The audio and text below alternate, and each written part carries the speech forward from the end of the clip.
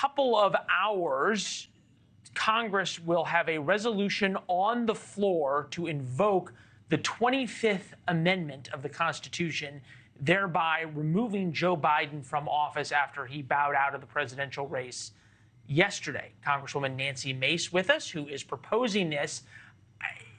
This is sort of like naming a post office, right? This is like, it's in theory that you can say it, it's hopeful, but Congress doesn't invoke the 25th Amendment. No, it is expressing the sentiment of the House of Representatives, encouraging Kamala Harris to invoke the 25th Amendment. I mean, look, this is common sense. Common sense says if you cannot run for re-elect, then you cannot serve. If the reason that he is dropping out of this race is his mental acuity has been on decline, his cognitive abilities are on decline, then who's going to be running the country? That is a fair question. No, that was over the the question, next 6 months. It's the question Donald Trump asked 182 days until January 20th. Donald Trump put on Truth Social, who's running the president? We haven't seen Joe Biden publicly, I think, in almost a week since he flew back from Las Vegas. He has COVID. COVID in older people with cognitive issues can tend to have even much more severe effects. That's from NIH. But just in terms of the way the Constitution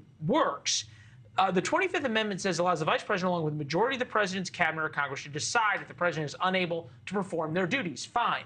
This section may be used if the president is considered unable to do the job, does not want to step down.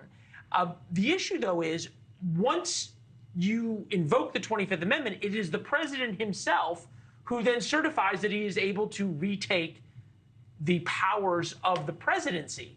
So how would that work? Well, it's very difficult to do, number one, but we should be consistent in applying his ability to lead. If he's dropping out because he's on diminished in a decline in his health and his mental acuity, he is not running the country. And the American people, and Kamala Harris should step in. She should step in. All right, so let's just assume that somehow Kamala Harris has a coup, for lack of a better term, and Joe Biden is I think removed. she just had one yesterday. Okay, well, some may agree with that.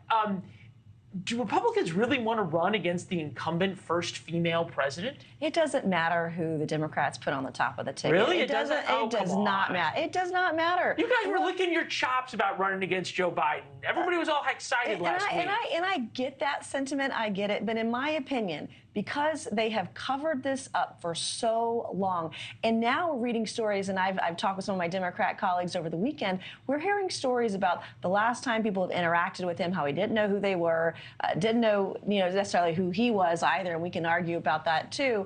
But he doesn't know what's going on. I think it's fair to say if you're not cognitively able to run for re-election, you're not cognitively able to run the country. And that is the question on the table. That, to be consistent, she should absolutely invoke the 25th Amendment, and that's why I'm going to file that resolution in just a few hours. And when do we get the results of the vote?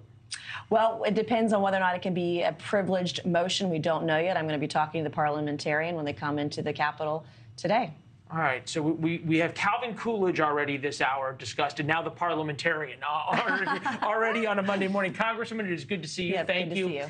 Thanks for watching, everybody. Go to joinnn.com to find NewsNation on your television provider. Also, don't forget to click that red subscribe button below to get more of NewsNation's fact-driven, unbiased coverage.